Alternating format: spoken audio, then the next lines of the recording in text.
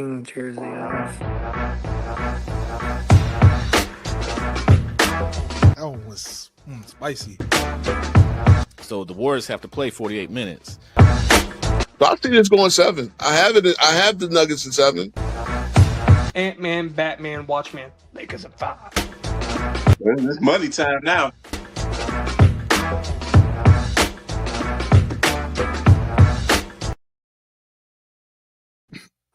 All right, as the intro said, it's money time right now. So we are back in the building. It is June 4th, and we are a day away from the much anticipated 2025 NBA Finals between the Indiana Pacers and the Oklahoma City Thunder. We will get into those predictions later today, and I think we're all still employed. Everybody here still employed?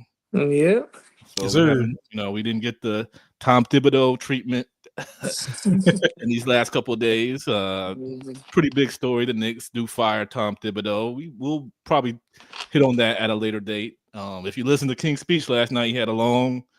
He talked a lot about the coaches in New York. So, check that out. But yes, he's going to be in the unemployment line for a little bit, but it happens nowadays. The coaches are the number one blame when you don't get it done. So sad to see Thibs go, but he did good, and I think he did a solid job in New York, and I'm sure he'll find employment pretty soon here. But before we get into our topics, how's you guys doing? How's the week going so far? My week going pretty good. I've been sweating it up on Night Rain. Shout out to all my Night Rain fans for Elden Ring. We going through it right now. There's some people I'm sure that's already beat the game, but I'm going through the trenches right now, and it's fun though. I'm enjoying it.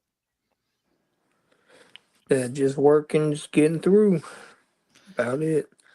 I mean, life of a young entrepreneur, young man. But with that said, so these NBA Finals look interesting. I believe we all three chose the OKC Thunder, if I'm correct. Mm-hmm. But I think Ron Dog might have been the one, prognosticator and got. Didn't you say the Indiana Pacers? No, I said no. I said OKC. Okay, well, yeah, I think we all said OKC. I said y'all thought I was crazy when I said OKC in 4 or 5, and no, as we see, in 4 is crazy. You got to at least give them 1. Well, they got that one, okay, but but so none of us picked the Pacers to go to the finals. We all picked the Knicks. Close series, but no, I picked the Knicks. But yeah, I picked the Knicks in 7. That did not come to fruition, of course. So now we are in the midst of 2 small markets vying for the NBA championship. And that's going to lead us into our first conversation tonight, which is a question I will pose to you guys. Can 2 small market teams have rating success? If you think about the Western Conference Finals, Game 5 was one of the lowest watched games in over 10 years. The last time it's been that low was 2013, and we know who was in that Western Conference Finals. They just didn't watch because they knew what the results was going to be. San Antonio Spurs were going to stomp. I don't remember who they played. But so the question is, with 2 small markets, and is SGA a superstar? Let me ask that real quick. Yes. I would give him the superstar nod, yes. Okay, so I think we all agree there's one superstar between both teams. I mean, Halliburton's a star, but are we going to call him a superstar? No. Okay. No, I wouldn't give him superstar. I mean, if he pulls off this championship, I think he can start to get that kind of recognition. But right now, I think Siakam's closer than he is. Oh no, I wouldn't do that. I wouldn't say that. His gameplay, I think, might be closer, but as far as his notoriety and people You know, Oh, people knowing who he is, I think Hallie's got him in that department. Overall player, I think Siakam, you know, trumps Halliburton. But I don't want to use I'm the superstar term loosely, but yeah, go ahead. We'll but yeah, and I think we should do a show defining what we think superstars are later date. But I'm gonna ask Big Nige, can two small market teams have rating success in this NBA Finals? In this finals, I don't know. I don't think the hype is built up enough. I mean, obviously we saw what OKC did this, during the regular season, being one of the most dominant teams we've seen in recent history. But it almost kind of feels like when you watch boxing, you have that heavyweight bout. It's like, all right, OKC is like one of those heavyweight contenders, but then you have like a random undercard, like nobody in the Pacers who has respect in their own right, but they don't have like the weight behind them. Like nobody expected the Pacers, nobody picked the Pacers to be in the finals. So for this year, I don't know if you can have the rating success that you're looking for, but it has to start somewhere. And I think how this series goes, if the Pacers do, pull off a couple wins, make this a series, hell, even beat them, that's when you can kind of start having the Pacers like etch their name in history and put more weight behind them. So if a team like OKC does come back, now it's like a finals rematch. Like we see what Halliburton could do. Could he pull the upset and even beat a team like OKC? Because he did it with the Bucks, even though they were depleted. He did it against the heavily favored Cavs team, and he just did it again against the Knicks. So again, a lot of people were back and forth with that series, but nonetheless, nobody on this panel besides I think Ron picked the Pacers to beat them. Yeah. What I'm saying is like there just isn't the weight. You got to have like stories make fights, like they say. So like even though OKC is there and they have a lot of pieces that are like up and coming, you got to have more time. Like they have to put this kind of performances on display for a longer period of time to keep the fans there. Like we'll know that Halliburton is a playoff riser. Like we'll know that Siakam is perennial all-star level player. We'll know Nembhard, Nesmith, like all these guys who are like contributing role players will continue to step up. Therefore, putting their name, in that race, putting their name, cementing their legacy to then garner the respect of drawing more fans to their fan base, to then now having that question of, can those two small market teams have the rating success? They will, but they need time to build up that hype. Okay. Same question to Ron Dog.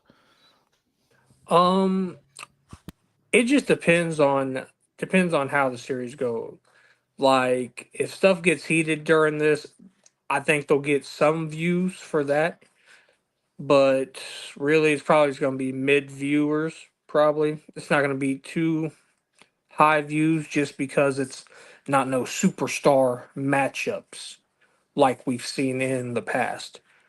Every year except for this year, there's always been two superstars going head to head, at least two. And then now, really, there's only one superstar in OKC. First time OKC's been to the finals since 2012. So really, we're just seeing which young team can prove that they can win a ring outside of the OGs. Okay.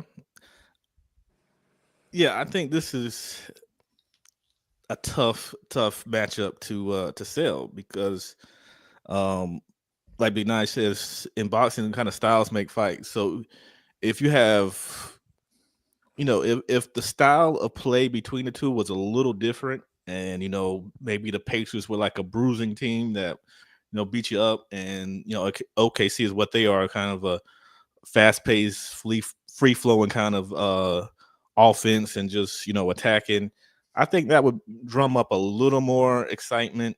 And like we all said, the NBA is a superstar driven league, and when you don't have superstars in the finals, it's really hard to get the viewership you want. You think about 07, the Spurs and Cavs. You had LeBron James. He wasn't the LeBron James he is now, but he was still, he was on the rise.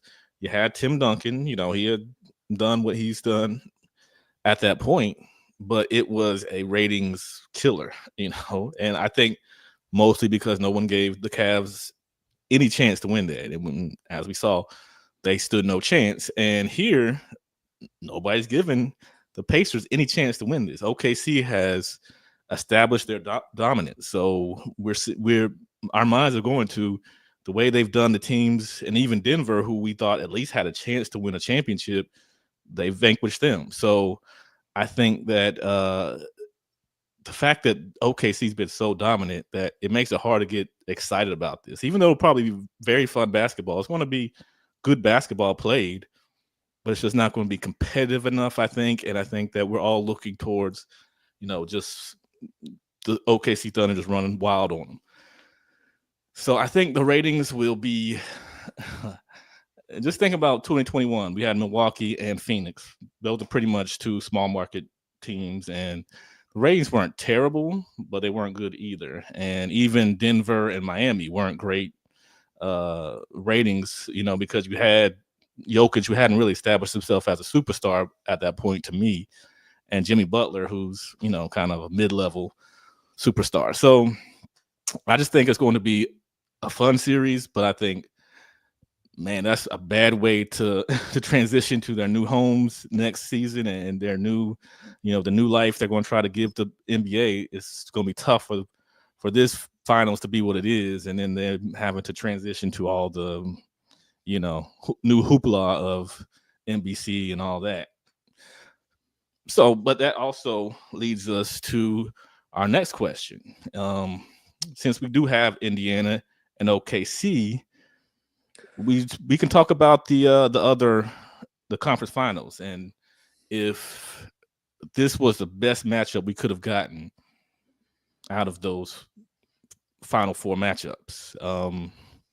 Start with Ron, dog. Do you think this is and let's look at it from let's look at it two ways. From a pure basketball standpoint, is this the best matchup? And also storyline rise, is this the best matchup? So you can differentiate the two and do it from a basketball standpoint and from a storyline narrative type of standpoint. Mm-hmm.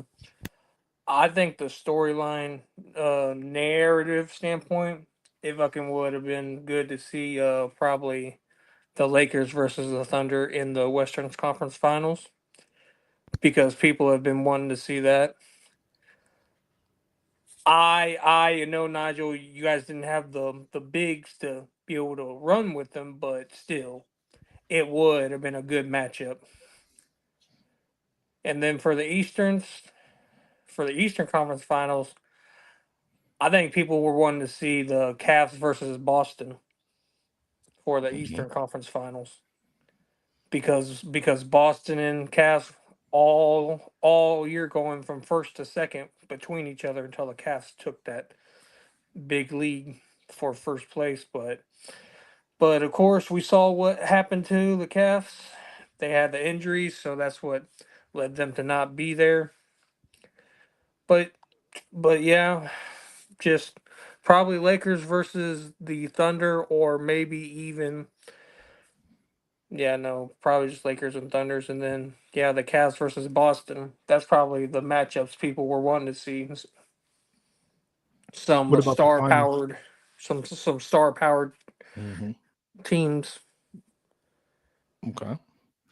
But from a basketball standpoint, do you think this NBA Finals, two teams that are playing the best basketball are there? Do you think that's the truth, or do you think it would have been better had it been this team versus this team from a basketball standpoint? I think it'd be better if it was Oklahoma either versus Boston or Cavs. No love for the Pacers or the Knicks. Well, yeah, because Boston and Cavs were the best teams in the East all year, and then OKC ran the West. But were they the best? Because they're all in Cancun right now. Well, hey, that's what injuries and then not shooting efficiently does to you. Pretty much. So same question to Big Nige. I actually do think from a basketball standpoint, I think this is probably the best matchup considering how all teams have been playing out of the Final Four. I think you have one of the best offenses this postseason, the Pacers, and obviously you have the best defensive team. And there's no need for those quotation marks. No, the Pacers have been the best, the sneakiest offensive team. Mhm. They've been the most, fundamental, the most consistent, down the clutch. I mean, they did it against the Knicks. They did it against the the Cavs and the Bucks. Like Those stole games right at the last 2 minutes of the game. Those teams all lack the defensive power that Oklahoma has. I mean, that I won't disagree with, but you still have to give the Pacers credit for staying together, staying I committed, do give them their and credit. executing. Offensively, great team. I love the plays that they draw up because not just one person touches the ball, the whole team does. I love that type of basketball. And it makes them hard to guard. It does. Which we will get into that later. But stylistically speaking, yes, I do think the best defense against the best offense. Let's see what happens. And storyline wise, I would have liked to see the Timberwolves play the Knicks. Because obviously you got Randall, you got Cat, they had the trades and it would have put both of their teams to the finals. So then it's like, all right, not only that storyline, but you got Brunson and SGA, two ball dominant guards who are about a bucket. And so you got that. They're both obviously fighting for their first championship. Obviously trying to end, championship droughts for both teams. And I honestly, for the Timberwolves, a finals drought as well. But, so you have all those storylines kind of going together. But I think, from a storyline perspective, Timberwolves and Knicks, and obviously from a pure basketball perspective, considering how both these teams have been playing throughout this entire postseason, I think we did get the best matchup possible for the Pacers and Thunder because, like I said, you got one of the best offenses, or the best offense, in my opinion, this postseason versus the best defense in OKC. It's going to be fun. Wow, lightning is about to strike because Big Nige and I agree on something. Oh, God. Both. Yeah, so I need to get some cover because I'm about to get struck down. But I mean, from the storyline perspective, that would have been the perfect storyline. We would have gotten the answer we all asked over the summer when this trade happened, or last summer. Who won the trade, the Knicks or the Timberwolves? Because we've seen the Knicks play very well. Cat mesh well with them. We saw Randall actually be a solid player and look like a all-star at certain points with the Timberwolves. So this would have been the perfect story to play out in a NBA Finals because you have a built-in story. You don't have to create narratives. You don't have to create anything. It's there. So yeah, I think I'm not gonna say we got robbed of that, but I think that was just. I mean, you couldn't have written a script better than that. Other than if you had certain. I mean, Lakers and Celtics, of course, would have been the perfect script. But I think with what we had in the Final Four, that was the matchup that would have told the best story. But like Big Nice said, the best basketball from a basketball perspective, definitely I feel like OKC and Indiana have pretty much separated themselves from the pack and been, I mean, I'll say it, I think they've been the best two teams that we've seen in these playoffs. And, the sheer will of the Pacers, the fact that they were down, I forgot how many points that game one against the Knicks. 20. It was 20. In the last and they were in the fourth quarter, they were down like 7-8 with like a minute left or something like that. And like that. I believe if Naismith kept hitting, he kept making shot. Naismith and then Halliburton hit that, that crazy shot that in some ways defies physics. The 2K shot. Yeah, because I mean, there's people that think there's magnets in those basketballs, and there's, and that was one where you could kind of say, I don't know, because the way that dropped, because I thought it was definitely a miss because the way it bounced up, because usually they don't come straight down without a little bit more, pushing a little bit further out. But I mean, it was perfect. So we've seen them, like you said, we see them do it against the Bucks. We saw them do it against the Cavs.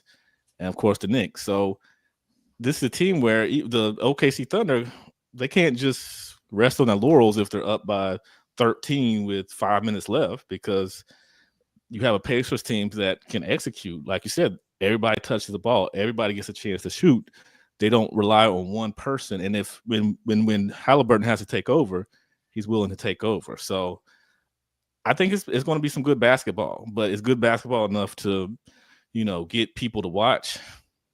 I think we'll have to wait and see for that. But I think it's going to be a good finals, and we'll get to our predictions here in a few. But before we do that, I got a quick thing before I finish. I did mess up when I did say the Timberwolves and Knicks. I meant to say Ant-Man and Brunson, not SGA and Brunson. Okay, yeah. Just wanted to clarify that. Okay, yeah. I didn't catch. I mean, I heard that, but I was like, I didn't put it all together. But okay. With that said, let me ask y'all a question. How many players have won the scoring title, the MVP, a finals MVP, and a chip in the same year? How many players have done that? Michael Jordan won. One player has done that in the history of the NBA. So one player has a chance to replicate that and also do that. And that is SGA. SGA. So my question with this is, would a chip and finals MVP make SGA the face of the league this year? If you are on par with a guy that's universally known as the GOAT, not to everybody, but to the smart fans, he's known as the GOAT, and that's Michael Jordan. Would that put him can the NBA market him as the next big thing if he's able to do that? He's 26, I think, so he's got quite a few years left. Mm-hmm. So with that, would that put him in that league of players? I think it would get his foot into the door, but they would have to see what he could do the year after the chip to see if he can keep that pace. If it's sustainable. Okay. Yeah. If it's not a counterfeit year like the Celtics were. Throwing shots fired. Austin catching strays. Well, for me, for this one, would the NBA make him the face, or could they market him as the face? I don't think so. Again, for me, it's kind of like the way he's looking, the way he's playing. Obviously, he doesn't have the passing ability of a James Harden, but it kind of reminds me of like James Harden's, like, I think 2017 to maybe like 2019 window, where he was just this unstoppable offensive engine. And of course, that included playmaking as well. And he'd have these like big offensive outputs, which is what we're accustomed to seeing from SGA. Maybe not like 60 ball, some 50 balls maybe, but like he just looks like a really good scorer, a nice solid two-way player.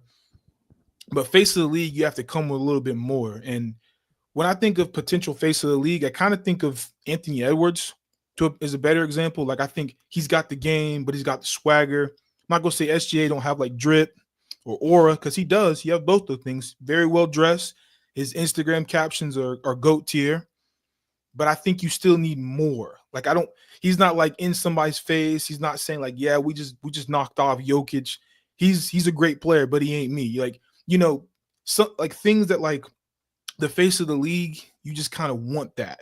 Like, you can't market somebody who's just chill. His demeanor's cool. Like, yeah, he just gave them 30, but he's like, all right. It's not like Kawhi, you know what I mean? Like, Kawhi is the guy, like, he could have gave you 30 and been as quiet as a mouse doing it, but the way he did it was just a little bit more marketable. The way he played defense, a little bit more marketable. Like, you see him guarding centers and snatching people off the rim and stealing key deflections, big shots, like all those things that SGA is capable of, but we don't see it enough to be like, this guy right here could be the face of the league. I think there's just too many other players that kind of check those boxes, and you still got LeBron James in the league, who, I don't care what anybody says, even if he's not the best player right now in the league, he's still the face of the NBA, and nobody's taking that from him until he retires. Just from his sheer resume of what he's done, not a GOAT, not like a resume of a GOAT or whatever, just like what he means to the NBA, what he's done for the NBA, no one's going to take that from him until he retires. Okay. But I think they've been trying so hard for Anthony Edwards to put him on that pedestal as he's the next guy. He's the guy because he does have that. He has the personality that they're looking for, that they can kind of market and kind of put out there for people to see. And he's a showman for the most part. But when you have something that nobody else has, and except for Michael Jordan, and you're able to say, I'm in that same league, I'm the only other one that's ever done that. I think the NBA would be crazy not to kind of use that in a way to market him. Yes, his game isn't the biggest knock against SGA is his game isn't like you said, he's not even Kawhi level. And Kawhi, he's just robotic. He's not out there yelling. I mean, he'll yell, but pretty much it's business as usual. But there's something to his game that's just like, I think the coldness of it is kind of, adds to his personality. Where SGA's he's got a little bit of flair, but not enough to be on an Ant-Man kind of level. And I think that's what kind of hurts him is he's just cool, calm, and collected, and he's going to do what he's got to do to win. And the foul bait and stuff, people going to paint that as flopping, and flopping is a bad word in basketball fandom. So if you're seen as a flopper, you're not going to get the love that you should probably get. So yeah, I think it's going to be hard, but I think they have especially with Jordan coming back next year and being, his special contributor. I mean, it just goes hand in hand. If he's able to win this championship and get the Finals MVP, which could be elusive to him, because as we saw with Steph, we thought, he was going to be a guy that got a lot of Finals MVPs. I think he has one. So, it's not an easy award to win, especially when you have a team like the OKC Thunder, where you can get contributions from a lot of guys, and guys can step up and actually be really good in a situation like this where they have a chance to beat a team that they match up with well. So yeah, I mean, I think it would be tough, and I don't think he's going to be the face of the NBA, but I think they have to start trying to, even in small doses, try to throw that out there if he's able to accomplish that feat this year. So with all that said, we kind of gone through this pretty quickly, but that's fine, because we're to the main event, and that is okay. Oh, what's up? You got something else? Yeah. I was just gonna touch on what both of you basically said. They look at Ant-Man as the face because he just shows more emotion. He has the high clip, posterizing dunks on people. SGA is more of a finesse, finesse layup or finesse post fade. He's not really showing that emotion. Oh yeah, I just came in here and dunked on a 4-time defensive player of the year type of guy. Yeah. He's more of I'll hit the shot in your face and walk away. Which can be But- marketable, Yeah, I mean, that's definitely marketable, but say he does like this thing says, win a chip and Finals MVP, but say he averages 35, right? And he kind of separates himself from everybody, not just Chet and Jalen Williams and Halliburton and Siakam, but just clearly is head and shoulders the best player on the floor. That's where you can start making a silent case for him to be the face. I think for me personally, for him to be in that consideration of the face, they'd have to probably at minimum 2-peat, but I think a 3-peat would be the way where it's okay, we have a young dynasty spearheaded by 3-peat this since guy. Kobe. We ain't seen one since Kobe. I mean, he has the team. I mean, if Chet keeps ascending and Jay Williams gives you some model of consistency, and they keep that roster as fleshed out as possible, they could. Not saying they will, but they could. And with a 3-peat that we haven't seen since some other all-time greats, now you can't ignore his case to be the face Oh of the yeah, league. yeah. Because of If he's able to do that, then there's no question they got to push him, and he's got to be mentioned as a face of the league. But that's a tough hill to climb, especially. And But next season, you got to think. Next season, Boston's not going to be as good. Jason Tatum's out. Denver's kind of in a little turmoil. The Lakers, LeBron a Cavs are year kind older. of shattered. Yeah, Cavs are kind of shattered yeah. too. The Cavs, they're going to have some issues. Then you have a young team like Houston. Some of them will rise, but it's going to be. I mean, they could barely. I could see OKC repeating. I just don't know. Three-peating is going to be tough, but Yeah. I think they could. I mean, and they haven't won one yet, so I'm saying repeating, Yeah. and they haven't even won Yeah. yet. But Yeah. let me not prognosticate too far ahead.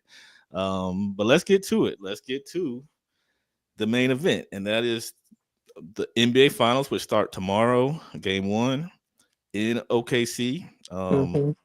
OKC will have home court advantage. The Pacers come in as heavy underdogs. I believe it's a minus 750 for OKC. So pretty much nobody thinks or gives the Pacers any chance. So we're going to predict in 7 games who will be the 2025 NBA champion. So Big Nige, who will be the 2025 NBA champions? This one's actually tough for me because I ignored my gut last time when you asked me this question about the Knicks and Pacers. I was like, my gut, something is burning in my stomach to say the Pacers. But I was like, you know what? Let me keep my mind calm. Let me think. All right, I think the Knicks really do have a chance to beat them, and I think they were the better. They had more talent, but they weren't the better team. Right. So now when I look at Pacers and Thunder, it's like, dang, we've got 2 really good teams, 2 really deep teams. But something is telling me they keep defying the odds, man. I'm gonna go on a limb here. Don't you dare. Oh no, I'm gonna have to Don't go. you I'm gonna have he's to not go, doing man. He is I'm not doing it. I'm doing the Pacers, man. I'm picking the Pacers to win this series. Crazy. I'm Chuck, clip it. Chuck, this is going on a short. This is going on a short. This Cinderella story that they have been on, man. I cannot pick them. I have to. Like what they did against Cleveland, what they did against New York, I understand. Neither of those teams are OKC. I hear you. But the way this team fights back, the way you just cannot bury this Pacers team. Like Halliburton has shown what we've all been wanting from Halliburton, a consistent 20 and 10. Coming up clutch in the fourth. Not consistent. Let's not use the word consistent. He's had multiple games of 6 points. Come on now. You need him the most. He is there, man. They're trying to put him as far as his playmaking and being, a general on the court. He's been consistent. I'll say there. His shot hasn't always been there, but yeah, and that's fine, right? But when you need him the most, he's there. And if not, he's making somebody else's life that much easier so that they can have their moment, right? That's what happens when you're a great playmaker. But all that to say, when you look at how these teams match up, what it really comes down to, we already know what we're going to get from SGA. We say that every series, he's probably going to have even an easier time getting his average right now is I think 29.8. He'll probably get that, probably well into the 30s. I'd say like probably 34 points a game. He'll get whatever. Chet, Jalen Williams, they come along like they did against the Timberwolves. This won't be that competitive of a series, I'll say.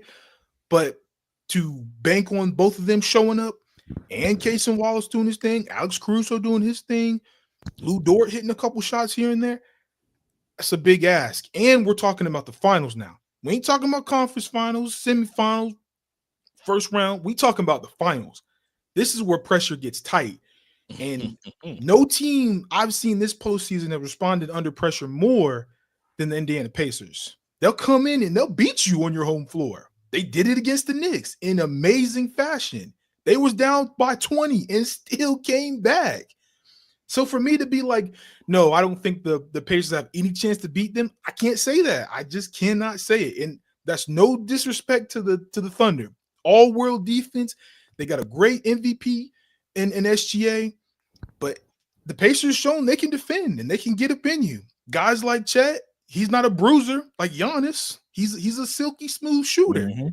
They got guys for that. They got guys who can get up in him. He don't play like a true 7-1. He played like he's 6'7" sometimes. So it's like the Pacers are equipped to guard that, right? And then you got Jalen Williams, J-Dub. Hey, cool. I'm rocking. You know, he's fast. He can get to the basket.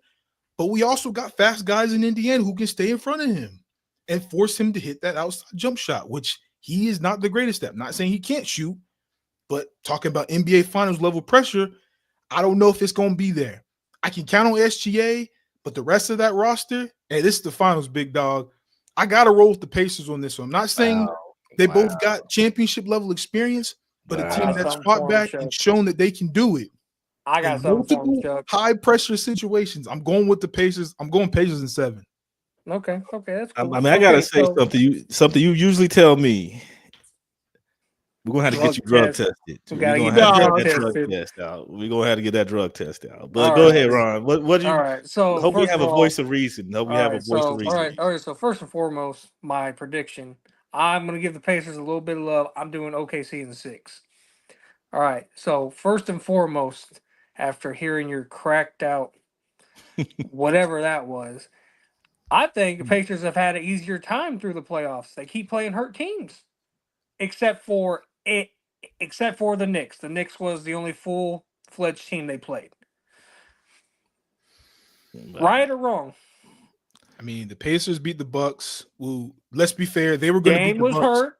Dame wasn't going to make a difference in that series. Stop. He was coming back from injury. No, he wasn't going to make a difference in that series. And even fully healthy, I wouldn't have picked the Bucks to beat them either. You go Cleveland, what? They got dismantled by the Pacers. Don't even do that. They had players hurt the whole Players Thibodeau were had hurt. an injury though. Injuries, they're part of basketball. And you should know that better more than anybody. Kawhi is your Don't you favorite even player. say it. I'm doing Don't it. you Yeah, even let's say do it. it. If we want to go there, let's go there. Don't And you Kawhi even is your say guy. it, bro. And he's sitting in a chair like mine more than he's playing. So don't do that. What else you got? You want to go Knicks? Cool. No. And then Drop them off also, too. what you forget, OKC has a guy who's been to the finals and won, Alex Caruso. He was a role player. Stop that. Stop that noise. He What? wasn't. He was a role player. Come on now. Don't do that. Don't do that. He was literally your man's firecracker to get the team rolling sometime. So you AD, don't do LeBron that. James, and the rest of the phenomenal crew. But come on, it's AD and LeBron, and then everybody Wow. else. Come on. And OKC, I think, have played better teams than the Pacers played during their playoff series. Grizzlies, absolute destruction. I'm not talking about the first series. I'm talking about the series after that. A depleted Nugget squad where this man Aaron Gordon was. They his quad locked was torn. down Jokic. They literally cut off his help to make him beat them. That's great defense. They took them to 7 games, and Russell Westbrook was statistically the worst player in the playoffs that series, who was one of their key guys that they had to play. Christian Braun. I mean, come on. Do you want me to keep going? Michael Porter Jr. was basically a 6'11" cone. Do I need to continue? And Jokic still took them to 7 games. That happens though. The best play, the best player in the NBA still took this team to 7 games, and they couldn't do anything because they couldn't score. Indiana don't got that problem, and they can still play defense. I mean, they had better defense than the lackluster defensive teams they played. So let me ask you this: out of those teams that the Thunder played, okay, you got the Grizzlies, you got the Nuggets, and you got the Timberwolves. We aren't even going to put the Grizzlies in there. So. Okay, Nuggets and Timberwolves. All right, for the Nuggets, do you got more than one playmaker on the floor? Yes. You count Jamal Murray as a playmaker?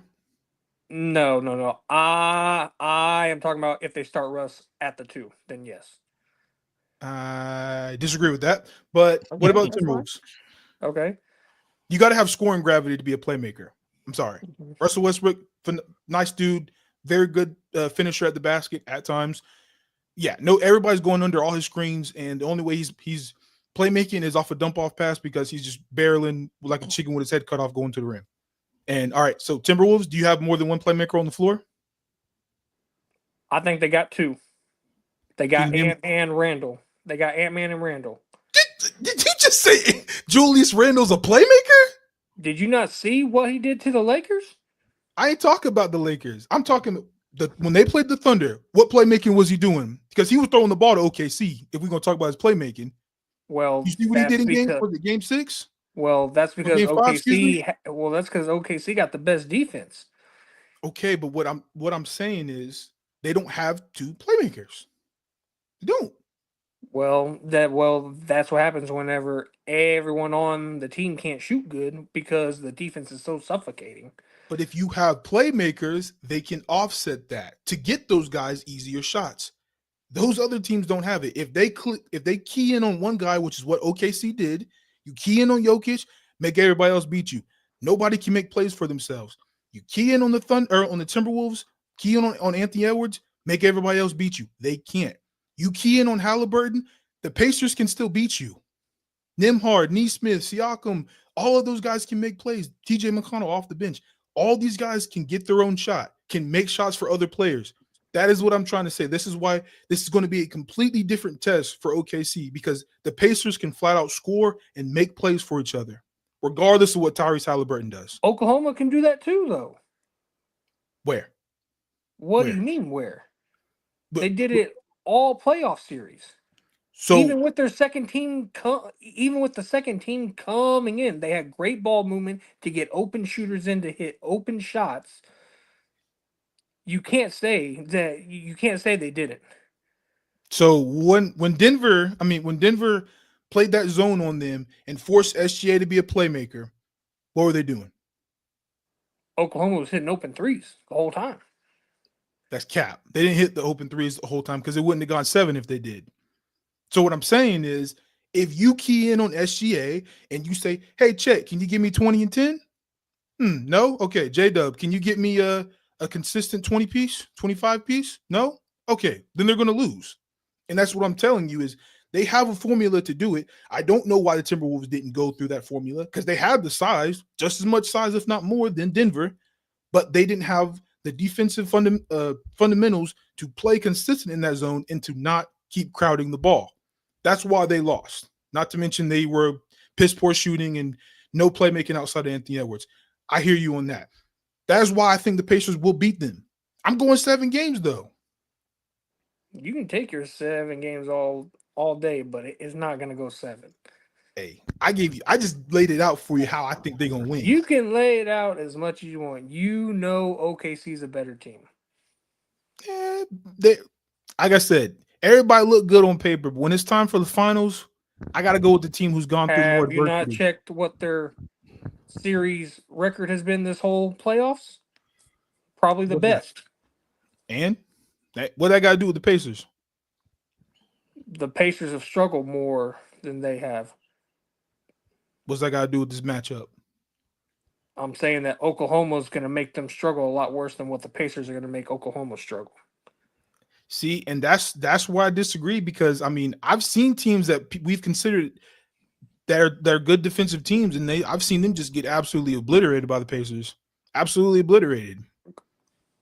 Agreed. I have nothing to argue with you on there because that's absolutely right. But those teams weren't nothing like OKC. Just like how you say the Pacers best offense. I give that to you, but a stat I saw the other day is off turnovers. Pacers are the number 2 fast break offense, and Thunder's number 1. Okay, then who do you think is the more experienced playoff ball club, OKC or the Pacers? Neither. Both of them are in the same ballpark, except that each team have a couple guys who've been more into the playoffs. Like the Pacers got Siakam, and then OKC they got probably the most experienced guy would be Alex Caruso. Correct. Probably. And then Hartenstein has a little bit, but not too much. So I'm talking about. So if we talk about your top guys, You Okay. consider what? SGA, Chet, J Dub's your top 3 guys? Maybe you could Probably. throw Caruso in there. Yeah. Okay. Pacers got Halliburton. You got Mhm. Siakam, who's a Okay. champion, been there Yeah. before, Correct. right? Got Nimhard, Naismith. They've all been together. I'm not saying they're Mhm. the most experienced club, but I'm saying when you keep going down the list, and they've all been together, I'm just rolling with the Pacers on this one. And if your top guy, Siakam, who's been there, has done it before, has been the second best player on a championship team with that Kawhi, with that Kawhi Raptors, your boy, Yeah. and he just showed that he can just go and get you 35. What was He it, like can. 35 on damn near 60% efficiency against the Yeah. Knicks? Yeah. Could he not do that against the Thunder? I don't know, but we're talking about the finals now. We ain't talking no Yeah. more about the first couple rounds. We're talking about the finals. And I gotta go with the more experienced ball club. I think the Pacers just got it, man. I mean, but both of them have 0 finals experience. They have playoff experience, but finals experience, both teams basically 0. Yes, to an extent, but like I said, I Yeah. think the collective playoff experience of Indiana will be the difference maker against a team like the Thunder, who now you're asking Chet, you're asking Jalen Williams to be consistent second and third options. I just don't think they're Mhm. ready for that. They might be a year away, but I think just how we saw Dallas crumble in the finals, right? We saw Luka do his thing. I mean, it was a little bit more inefficient, but all those other guys, PJ Washington having a phenomenal year, didn't do squat in the finals. Kyrie, amazing, didn't do anything in the finals. And that was more of an anomaly for Kyrie. But Mhm. when you look at the rest of the roster, even the bigs, Gafford, Lively, who were amazing all postseason, come to the finals, Well, nothing. Lively got hurt and really didn't get to play in the finals that year. I ain't trying to hear all that. Hey, He man, did it's the play, truth, but he though. wasn't doing nothing. Right? Yeah. Nobody outside of it was just Luka and then a bunch of everybody else come along. But like that's what I'm saying. Like OKC can look really good, but when the finals come, can I count on Chet? Can I count on Jalen Williams? I think I can count on Alex Caruso. I can bank that he'll be there. If not offensively, definitely defensively. Definitely But defensively. outside Yeah. of that, Casey Wallace, big shots in the postseason. Lou Dort, big shots. I don't know, man. Not when I got Nimhard, Naismith, even Obi Toppin coming there. I don't know, man. I'm still rolling with the Pacers. I'm sorry. I think the Oklahoma can get a little bit better matchups than what the Pacers are going to get, though. Did you see how Nimhard was guarding Brunson? I mean, he was up in his jersey, man. But you also got to think 68% of the Pacers' points versus the Knicks were all on Jalen. Everyone on OKC is not going to have Jalen Brunson defense. No, you're right about that. But hey, y'all gonna have to work. Y'all didn't have to work as hard against some of these other teams out west, but against the Pacers, all 5 of y'all's players better be sliding in puppies, or y'all gonna get torched. Yeah. Y'all best be ready to get on that defensive grind like y'all been. Y'all best not slack against the Pacers. They'll send you home. They will embarrass you. West Just saying. all day. I always go with the West. That's cool. Pacers in 7. CW, go ahead and interject. I know you want to come to my aid and tell me Pacers in 7 as well. After I so elegantly laid out my argument. Come on now. Come on over I here. just want to say, you guys did the perfect advertisement for something I was going to announce later on tonight during the show. But that was the perfect segue to that. So I'm going to do that right now. Give me 1 second. Great job, Nigel. We are going to have a new series. If I can get it to, let's see, let me get it. The GOAT debates. Is that me on the right? Yeah, yes, it is. Oh, that's crazy. Coming soon. We will be doing this twice a month, where we will do something called the GOAT debates. Not Michael Jordan, LeBron James, but we will debate certain NBA topics. We will do some players, teams from the past who would win this.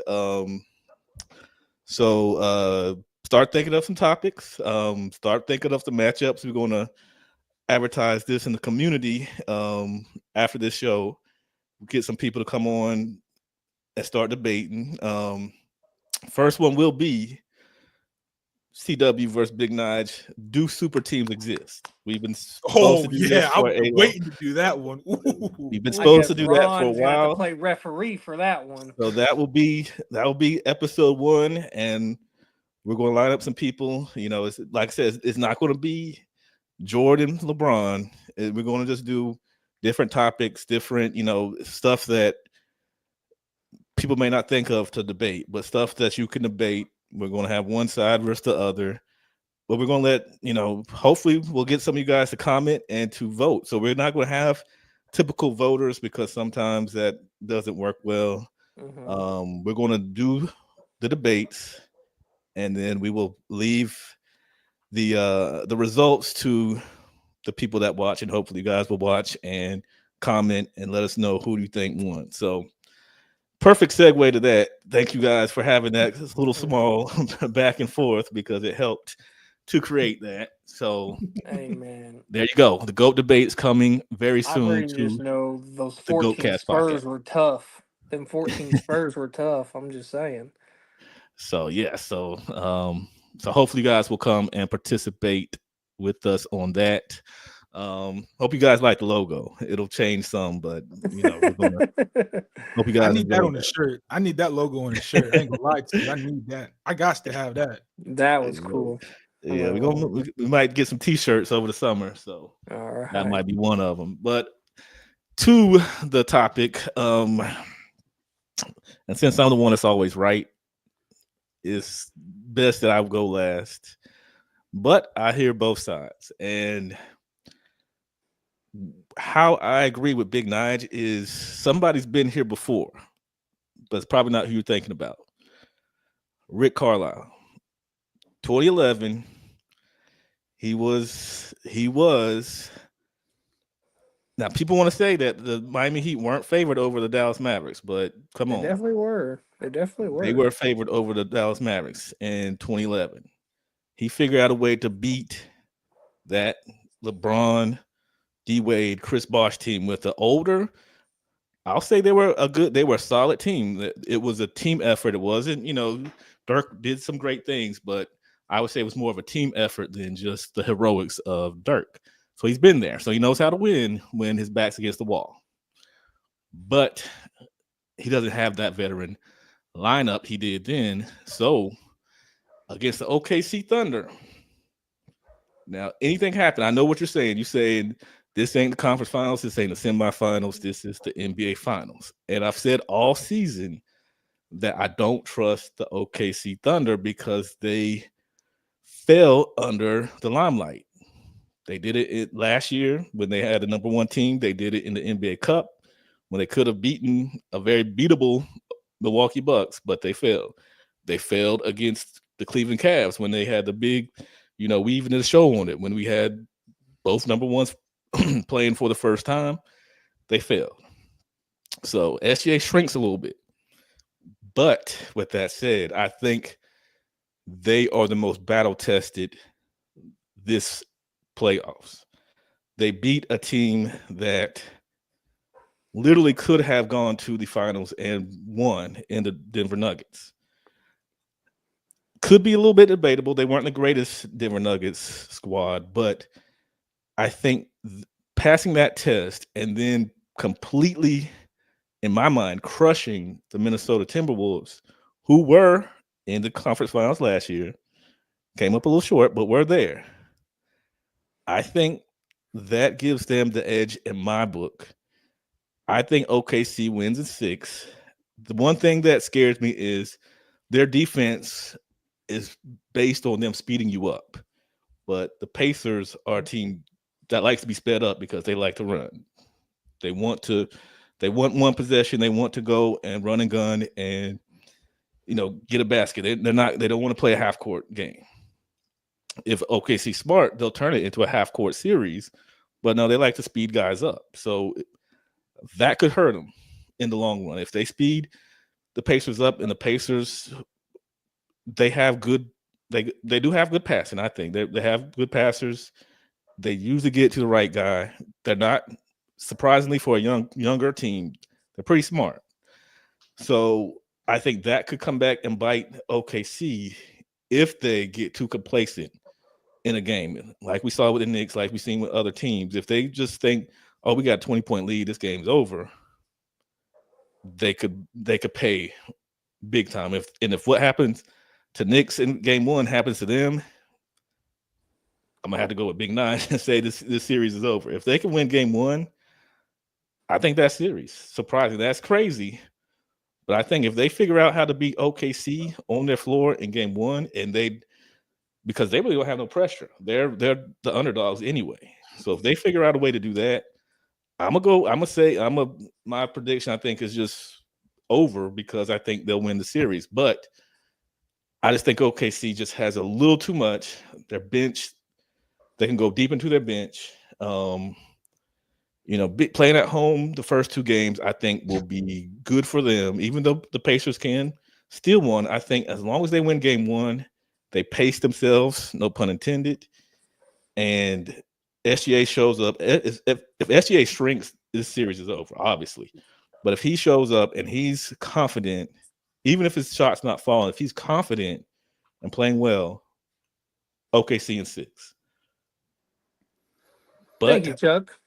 But I do have my reservations, because I think we're sleeping a little bit on the Pacers, because they've done probably one of the most phenomenal jobs in the playoffs since you can say the 2011 Mavs, or you could say the 95 Houston Rockets, when they were the 6th seed that won a championship.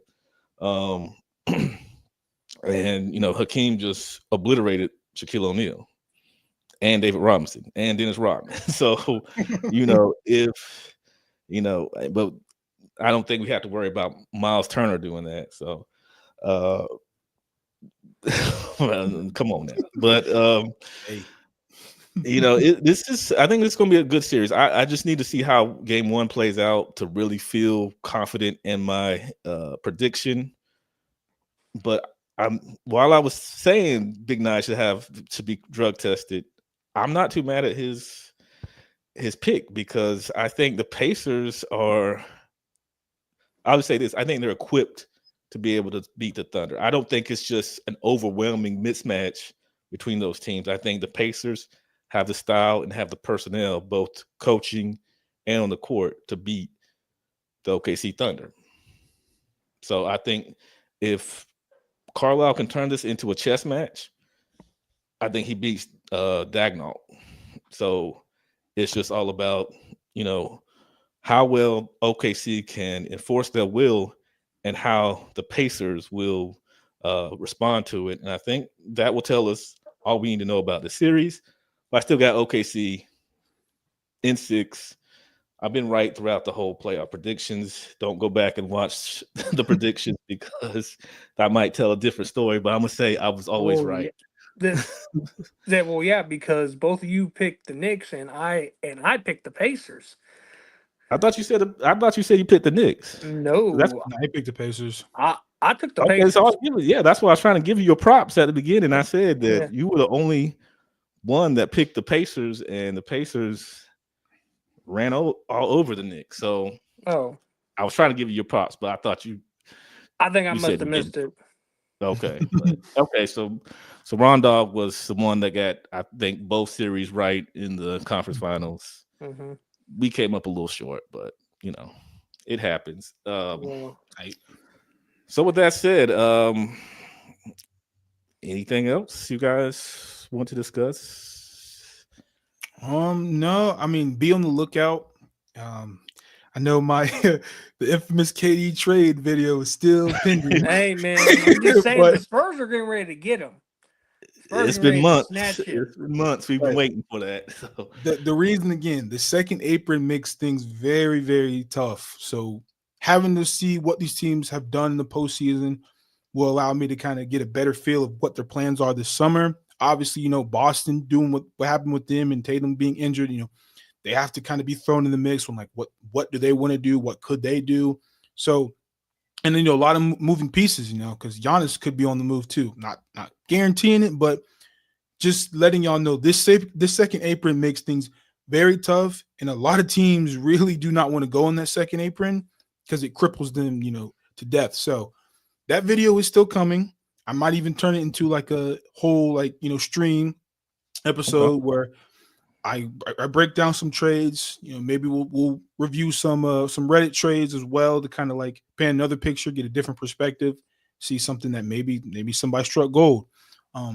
But it'll consist of not only Kevin Durant, it'll probably have Giannis in there as well, and maybe some other moving parts. Like Kristaps Porzingis and Drew Holiday. Like I said, with the Celtics and what they're going to do with trying to avoid being in the second apron. Okay, so we'll be patiently waiting for those to come out, and I'm sure they might will. Not be till after the finals, though. I'll be honest, it might not be until after the finals, but we'll see. We'll see. Okay. Well, Spurs are getting Kevin Durant before draft night. I'm just gonna let you know that now. You got the number 2 and 14 pick, so we can do a little something. But yeah, I just want to continue to promote GOAT Debates. I'm not sure when it's going to start. Probably in the next couple of weeks. Like I said, we're going to promote it. We're going to try to throw it in the Discord to see if we get some other people. Get different opinions, different people talking about different topics. We will gladly host it, and we will hope that you guys will watch them and want to, tell us who you thought won the debate. We'll structure it so that it's not chaos and just people talking over each other and yelling and all that. Nah, he hasn't seen. We've got some people that far worse than that. Oh no, trust me, I have seen the videos from way back. Yeah, so we're going to have some rules and kind of keep it tame because we don't want we don't want this to break down into insults and ready to fight shit. We don't want. Those were some spicy episodes back then. Yeah, we don't want none of that. So we're gonna keep it cordial. It's gonna be fun. I think it's something that'll help the channel, and I hope you guys will like it because I think it's gonna be fun. It's gonna be something new that we've done a little bit. We did the GOAT debate for our 100th subscribers special, so we got that, and so we're gonna do a little bit more of that tomorrow. 10 Toes Down with King Speech. He's gonna do his thing tomorrow night, so check that out. And yeah, we hope we're gonna try to start ramping up a little bit because we're just trying to get some content out, and hopefully my schedule stays pretty quiet so I can actually be here to do these things, but we'll see. And like I said, we're going to start this series. We're going to check with you guys, and hopefully everybody will want to participate and have some fun, and let us know what you guys think about these NBA finals, because I think it's going to be a really good one. I think this is what basketball purist fans probably want to see, is just flat out basketball. We're not worried about one player. We're not worried about, one certain team. This is just basketball being played. So, and Rondell, we're gonna get you on here to do your debate. We're gonna find you a debate partner for you've got to hold it down for my Spurs. So yeah. Yeah, because I think going around, people are saying Tim Duncan. I'm getting tired. I'm getting tired of the Tim Duncan disrespect. Best win percentage in league history. I ain't trying to hear nothing with no one. Yeah, I see a lot on Facebook where they're saying, trust Giannis, me, I see it. Tim Duncan ain't as good as Giannis. So there's people saying Anthony Davis. I'm like, bro, come on. Okay, sports talk. Okay, we glad to have you back. If you're ready to come back, we will definitely have you on for these GOAT debates and anything else. We can start back GOAT talk only. So yeah. So I'll shoot you an email about, because I know you and King Speech have been wanting to go back and forth on that GOAT debate. So we can set that up definitely, because he's been waiting for that. Oh wow. So yeah, we're gonna have some good times this summer, and we're gonna enjoy these NBA finals. And if no one else has anything else to add, everything. Tim Duncan, 19 years with the same team. I'm just saying. Shout out to the Kings for being absolute dog water. Oh, King Speech is gonna get you. King Speech is gonna get you now. I mean, he a Knicks fan. He shouldn't get me, but I mean, Nah, if he likes the he'll- Kings, Yeah, I I feel don't bad think he for cares him. about the Kings, Oh, but Kings. You said Kings. I thought you said Knicks. My but bad. you gotta They show dog love. water too, but it's like Oh, okay. Hey, I'm gonna leave that alone. I'm gonna leave that alone. I'm gonna let you handle that. I'm gonna let you handle that when he hears that. But Yeah. it's all right. It's all with that good. said, I think we're gonna shut it down. Kind of quick show, but we got everything we needed to get out. Mhm. So I hope you guys enjoyed. Like I said, hit us up in the comment section. Let us know your predictions for this NBA Finals, and if anybody on this panel was crazy tonight about their picks. Nigel. And let us know about if you think SGA being on the same vein as Michael Jordan, can he be the face of the league after this? If he's able to do that, I think he is. Ron thinks he is. Big Nige thinks that Halliburton will be crowned Finals MVP, and the Pacers will walk away. If the Pacers win it, Siakam's gonna get it again. We'll see. Nah, they We'll gotta see. give it to. They're gonna give it to Halliburton We'll see. just cause. But either way, so I guess we're going to shut it down right now, and hope you guys enjoyed. And we'll be back next week with more. And join us tomorrow for King's Speech and 10 Toes Down. Mm. All right, guys. Appreciate you guys. All right, y'all.